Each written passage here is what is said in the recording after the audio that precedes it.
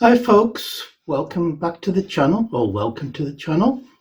Finally done it. Finally got round to filming the next part of my Krautrock final collection. I'm up to part 14, I think, with this. This will cover the letter P.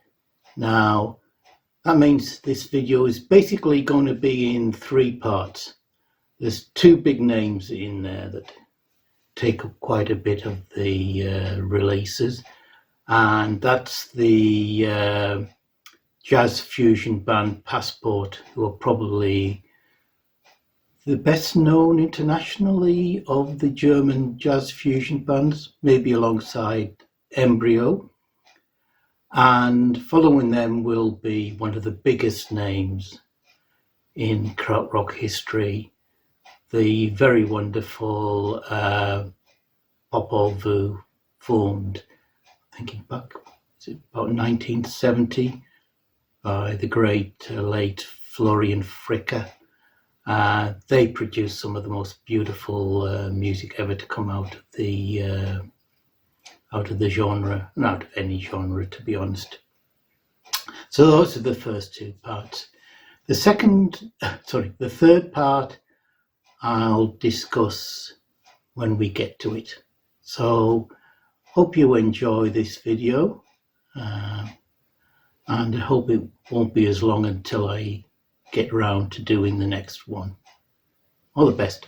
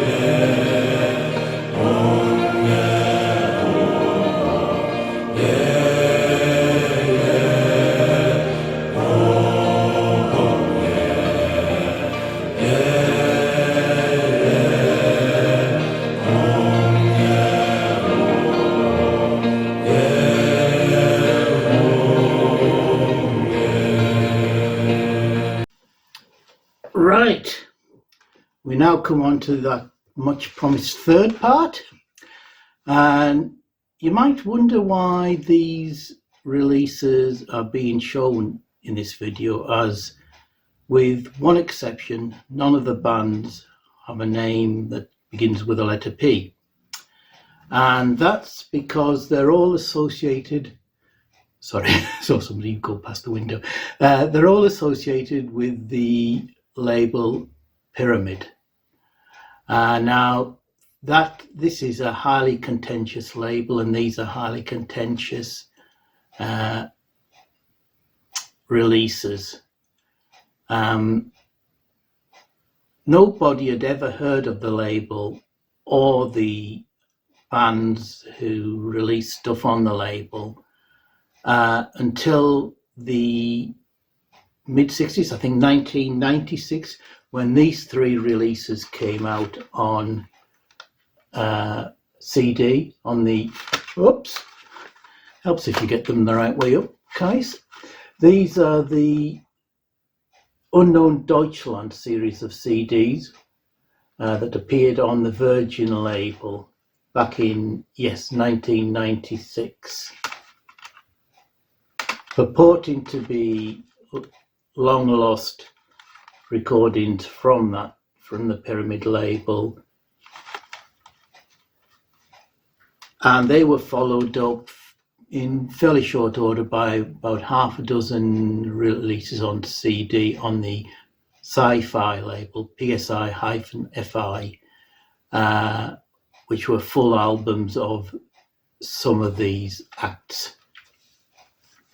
Now, it quickly sort of became not common knowledge, but the thinking was that these releases were fakes, that they were modern recordings, modern musicians probably going to the studio with maybe some vintage gear, and they'd been produced to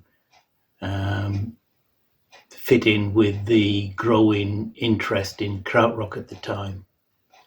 Like I said, purporting to be long lost recordings. Now, Stephen Alan Freeman, who were the sort of premier experts in Krautrock in this country, they decided to try and dig a bit deeper, because nobody had ever heard of these bands, nobody had heard of the label, and they would have expected to have come across it at some point. So via the compiler of these albums, Trevor Mannering, they got in touch with the recorder of the material, the recording engineer behind it. And he was a guy that on here just went by the name The Mad Twiddler, but his real name was Tony Robinson. Now, he was from the UK, but back in the 70s, he went to work for WDR in Germany, working with, among others, people like Karl Stockhausen. And in his capacity with WDR, he had access to their studios overnight, where he'd have in a lot of musicians and bands who would just jam out, experiment overnight. And those were the sort of recordings that became these releases. At the same time, he met a guy, I think, his first name's Toby, I think it's Toby Rose, who was an artist, part of the Fluxus movement. And he wanted promotional material for his art shows, I think, and brought in some recordings of some of his friends drunkenly playing and singing, and asked Tony to clean up the recordings. And those recordings became the first release on the Pyramid label. They were purportedly awful and have been lost to time now. But the recordings that Tony had been making, like I say, in the small quiet hours of the graveyard shift in the studio, they became the next releases on the Pyramid label. None of these were ever released. They were all produced in very, very small numbers. I'm not sure how many, but they were never released into shops. There was no retail distribution of them.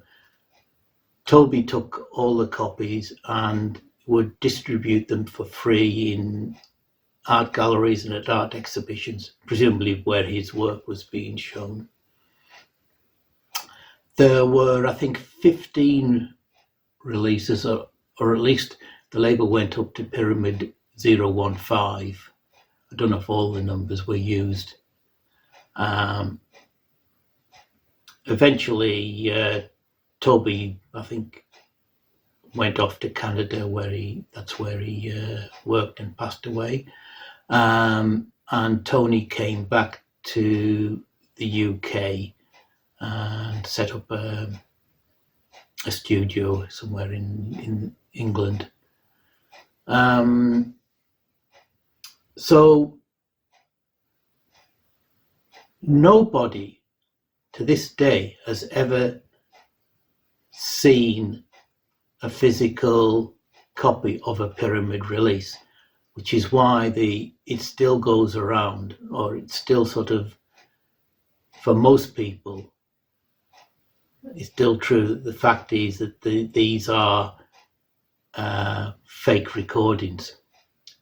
But though Steve and Alan seem to think that these are actually real, and Steve believes that in 1995, I think, when he was in Germany, he saw a copy of one of the albums, the Gollum album, in a Berlin record shop, stuck up on the back wall, not in great state, and a fortune was being asked for it. But at the time, 1995, that was before these had come out and before he'd come across these so-called lost recordings. So eventually, as I said, he came out on Sci-Fi on CD, and back in about 2016 through to 2018, the Spanish label Mental Experience released them all on vinyl, which is what I'm going to show you now, with liner notes by Alan Freeman himself. So that's the story behind the next set. Again, hope you find it interesting, and hopefully I'll see you again. Bye.